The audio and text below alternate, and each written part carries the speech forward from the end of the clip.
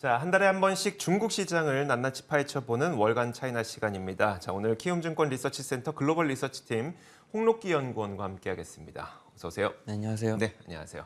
자, 지금 한창 그 20차 중국의 당대회가 진행이 되고 있는데, 자, 관련된 내용들을 한번 살펴볼 거예요. 먼저 첫 번째로 사실 그 당대회 초반에 시진핑 국가주석의 1시간 40분짜리 연설에서 네. 굉장히 강경한 발언을 좀 했더라고요. 대만을 마치 뭐 곧 침공할 수 있을 것 같은 분위기를 좀 조성을 했는데, 이게 정말 당대회 지나고 3년이 확정되고 전쟁 위협이 높아지는 걸까요? 일단 저는 그럴 가능성은 아직까지는 적다라고 생각을 하고 있고요. 그러니까 이번 당대회에서 발언들을 생각을 해보면은 다른 부분들, 뭐 경제 분야라든지 이런 부분들은 조금 기존과 비슷한 흐름들을 좀 보여줬었는데 확실히 안보 쪽과 관련돼서 결국 대만 이슈일 텐데 안보 쪽에 대해서는 상당히 강경한 스탠스를 취한 건 사실입니다. 네. 그러니까 이제 대만에 대한 무력 사용을 배제하지도 그리고 뭐 배제하지도 않았지만 네. 또 섣불리하지도 않겠다라는 뭐 그런 스탠스를 많이 보였었는데요. 어쨌든 그 이제 당대회가 끝나도 중국은 내년 3월까지 여러 정치 이벤트들이 계속 예정이 되어 있고 미국 또한 중간 선거가 있기 때문에 아무래도 그 미국이랑 중국의 그 갈등 자체는 아직 불가피한 상황이다라고 생각을 하고 있습니다.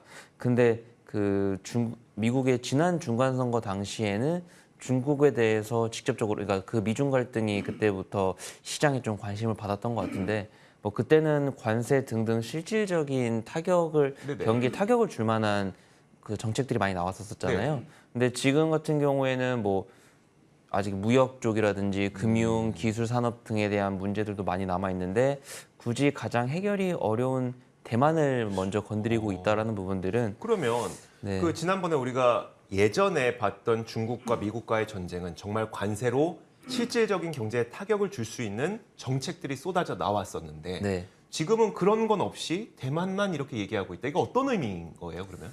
그러니까 뭐 당연히 대만과의 이런 관련 그러니까 대만 관련 불확실성이 시장의 자산 가격에는 분명히 문제는 있을 거다라고 생각은 하고 있지만 그래도 미중 갈등이 여러 분야에 걸쳐져 있는데 네.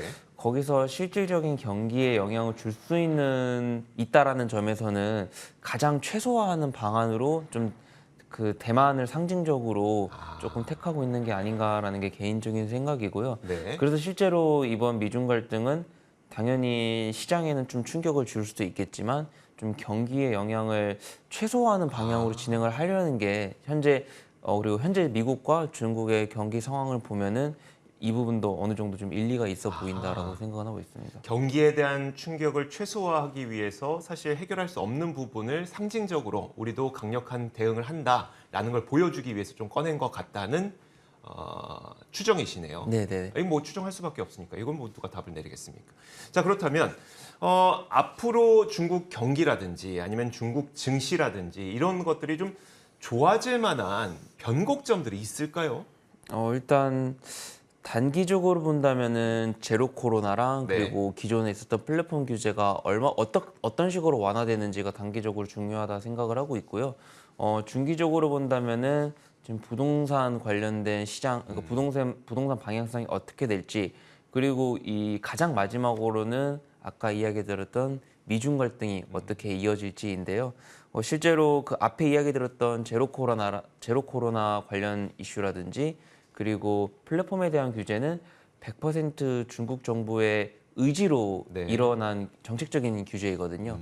이 말인즉슨 중국 정부가 스탠스만 확실하게 바꿔준다면은 단기간 내 해소 가능한 문제다라고 생각은 하고 있고요. 네. 중기 차원에서의 그 부동산 문제는 지금 장기적인 관점이랑 단기 관점에서 중국 정부의 정책 방향이 조금 다르기 때문에 부동산 위험은 사실은 조금 경기 상황을 지켜봐야 될 것 같고 뭐 아까 이야기 드렸던 것처럼 가장 마지막에 미중 갈등 네네. 이슈는 사실은 이건 해결의 키가 저는 중국에게 있다고 생각하지 않고 있어요. 그러니까 미국이 어떻게 나오는지에 따라서 중국은 수동적으로 끌려갈 수밖에 없을 것 같고요. 현재 상황에서는. 네네. 네, 그렇기 때문에 좀 단기적인 모멘텀에 현재는 집중해야 될 것 같다 생각하고 있습니다. 그러면 이것부터 한번 볼게요. 저는 사실 뭐 단기 모멘텀 가장 중요하지만 네. 그래도 가장 큰 사안인 미중 경쟁 전쟁이라고 표현해야 될까요? 네. 이 부분이 가장 궁금한데 미중 전쟁이 좀 어떻게 더 진행될 것 같으세요?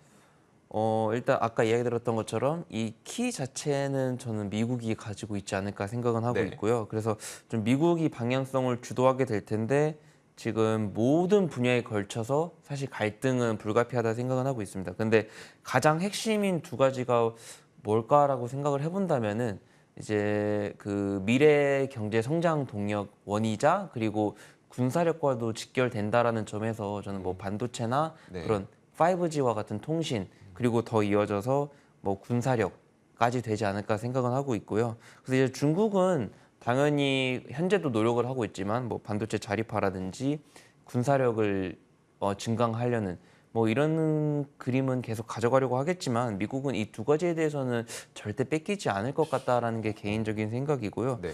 뭐 그래서 제일 중국 입장에서 제일 좋은 시나리오는 네네. 진짜 본인들이 원하는 것처럼 미국을 따라잡는 거겠지만 개인적으로 그거는 많이 어려워졌다 생각을 하고 있고 뭐 따라잡는 속도가 현저히 느려지던가 아니면은 더 이상 갭이 줄어들지 않는 그런 뭐 마치 평행선처럼 이어가지 않을까 이게 제 개인적인 생각입니다. 자, 다음 표를 한번 보면서 그 이야기를 좀 더 해볼 텐데, 자, 그럼 베스트 시나리오와 워스트 시나리오를 놓고 봤을 때, 베스트 시나리오는 해결되진 않지만 뭔가 문제점을 끌고 그냥 계속 가는 정도, 이 정도를 볼 것 같고요. 그럼 만약에 워스트 시나리오는 어떤 거를 좀 보고 계세요? 뭐 여기서 더 워스트라고 한다면은 사실은 실질적으로 두 국가가 뭐 경기에 영향을 미칠 수 있을 만한 규제들을 더 내놓고 그러다 보면서 그러니까 그 이 사실 미중 갈등이 현재 인플레 부담을 야기하는 데 일정 부분 기여한 게 있잖아요. 네. 그래서 실제로 인플레 부담이 더욱더 더 해결이 되지 않고 그리고 실제로 뭐 대만 이슈도 뭐 조금 더 갈등 수위가 높아지거나 이렇게 된다면 자산 가격에는 전혀 좋은 흐름은 아니다라고 생각은 하고 있습니다. 알겠습니다. 자, 이어서 그럼 부동산까지만 좀 보도록 하겠습니다. 부동산은 지금 뭐 심각하다는 얘기가 너무 많이 나오고 있어서 네. 정말 얼마나 심각한지와 이건 언제쯤 좋아지게 되는 걸까요? 그때도 이야기 들었던 것처럼 중국은 현재 부동산이 구조적인 문제는 아니고 네. 그 공급사인 디벨로퍼들의 자금을 규제하다 보니까 그쪽의 레버리지를 규제하다 보니까 일어난 일이다라고 말씀을 드렸잖아요. 네.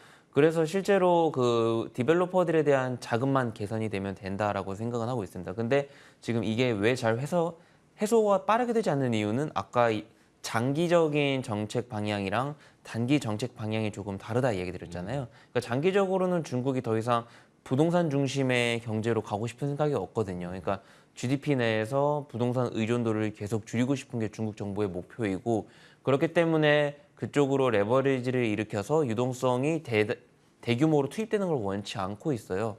그래서 뭐 소극적으로 나오는 게 뭐 금리 인하라든지. 네네. 근데 사실은 수요 쪽 문제가 아니기 때문에 금리 인하가 사실상 유용한 카드는 아니고요.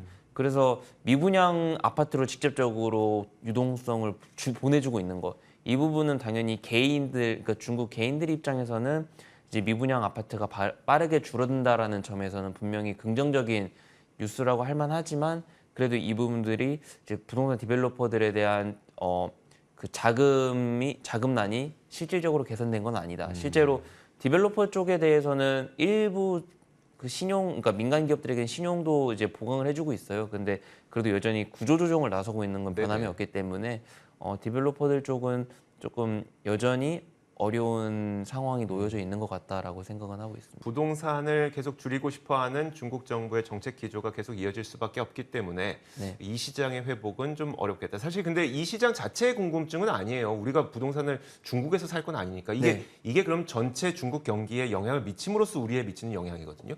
그 부분까지도 그럼 좀 어떻게? 실제로 디벨로퍼들 쪽 문제는 그러니까 죄송합니다. 그 미분양 물량들은 해결해주고 있고 그렇기 네. 때문에 실제로 경기에 미치는 영향력은 많이 적지 않을까 생각하고 있어요.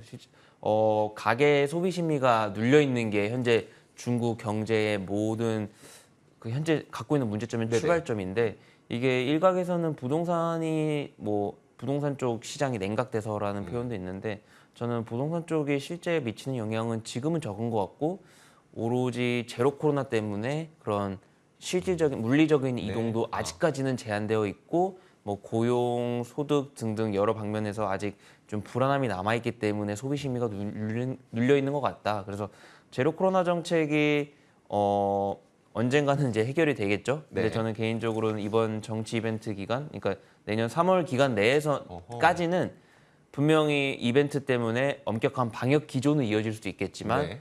분명히 이 이후부터는 수정이 있을 거다라고 생각은 하고 있거든요. 그렇게 된다면은 오히려 중국 수요가 회복이 되는 네. 거고 그렇게 된다면 공급 측의 재고 부담도 사라지는 거고 이런 부분들은 또 수입 증가로 이어질 수도 그렇죠. 있기 때문에 중국 수출 비중이 많은 국가들에게도 또 호재라고 생각은 하고 있습니다. 알겠습니다. 자, 이렇게 한 달에 한 번씩 중국의 경제를 낱낱이 파헤쳐보는 월간 차이나 시간이었습니다. 키움증권 리서치센터 글로벌 리서치팀 홍록기 연구원과 함께했습니다. 고맙습니다.